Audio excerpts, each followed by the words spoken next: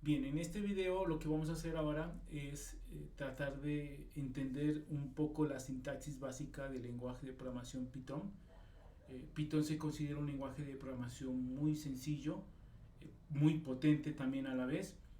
Muchos programadores optan por este lenguaje por su sintaxis sencilla y hace que la curva de aprendizaje sea mucho más pequeña, a diferencia de otros lenguajes como C, que lo convierte en un lenguaje de programación mucho más complejo por toda la cantidad de caracteres que hay que utilizar, por la cantidad de elementos que hay que utilizar, por la cantidad de palabras reservadas que hay que aprenderse para poder programar.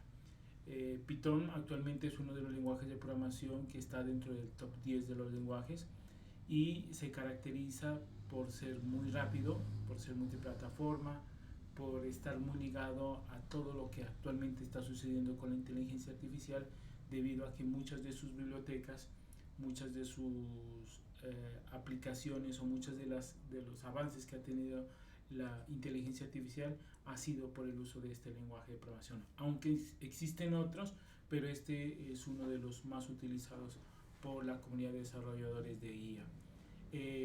Como hicimos tal y como hicimos con lenguaje de programación C, entonces tenemos que irnos a la plataforma y aquí, una vez estemos logueados, lo que tendríamos que hacer es ir a codificar. Hacemos clic sobre el botón, él nos despliega aquí los diferentes lenguajes de programación.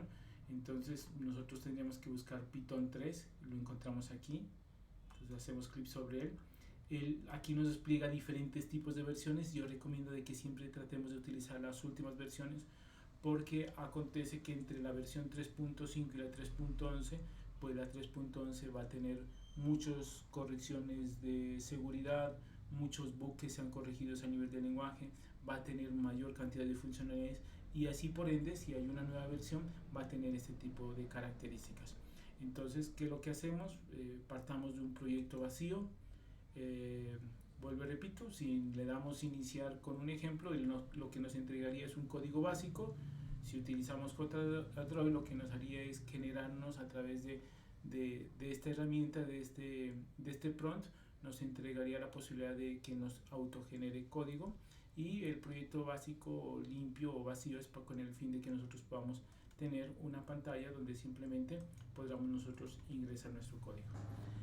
Esta es la interfaz que nosotros tendríamos que utilizar para programar con Python.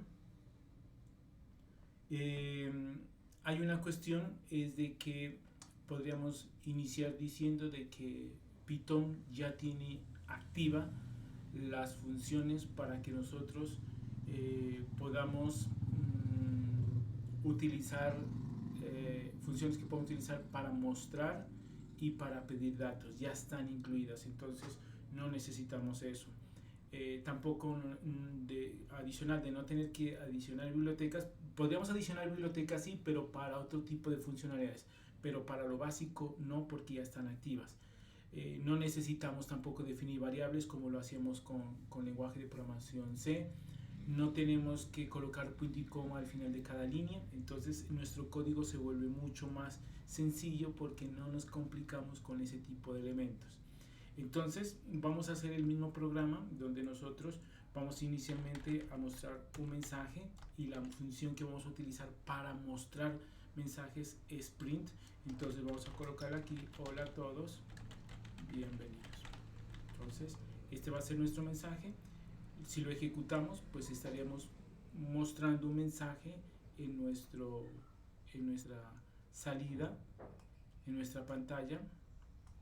Y vamos ahora a crear otro mensaje donde decimos print saludos. Entonces, si nosotros ejecutamos, pues efectivamente se generan las dos líneas. En otras palabras, cada vez que nosotros utilizamos un print, él automáticamente ya hace el salto de línea, cosa que nos tocaba a nosotros hacerlo por allá. Y lo que nosotros hacíamos por allá era utilizar los caracteres de escape que nos servían para decirle que hay un salto de línea. Este carácter, el lenguaje de programación Python también tiene ese significado. Por lo tanto, yo puedo decirle un salto de línea a través de estos caracteres.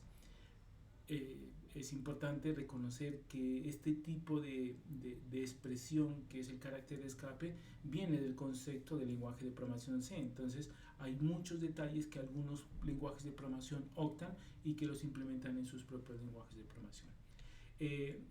Entonces aquí nosotros tendríamos dos mensajes para visualizar.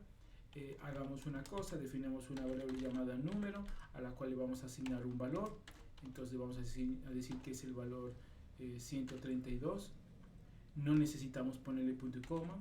Vamos a colocar otra variable, perdón, variable 1 y variable 2. Le vamos a colocar aquí el 158. Listo. Y esto lo que vamos a hacer ahora en la variable número 3 es sumar número 1 más número 2. Y vamos a decirle que nos codifique esta expresión. Entonces, digámosle aquí ejecutar para que nos ejecute esto. Si nosotros ejecutamos esto, no nos hace absolutamente nada por obvias razones de que no estamos operando, es decir, no estamos, visualizando el resultado. Por lo tanto, voy a utilizar una función print para decirle que me muestre lo que contiene la variable número 3.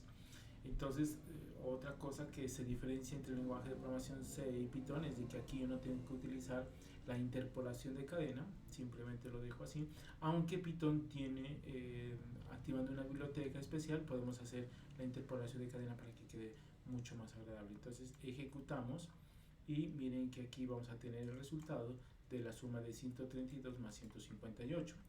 Pero vamos a tratar de colocar de alguna manera el mismo orden que hicimos por allá. Entonces colocamos número 1, número 2, número 3. Entonces lo que estamos haciendo aquí es a través de la función print, la función mostrar, estamos visualizando el contenido de las tres variables. Y aquí miramos los valores que tenemos. Pero entonces vamos a crear o vamos a concatenar esto con el operador más, y entre estos dos vamos a colocar el operador igual, para que así de esta manera nos visualice de esta forma el resultado que queremos generar. Entonces a través de la función print lo que estamos es visualizando información, en este caso los mensajes o lo que contienen las variables.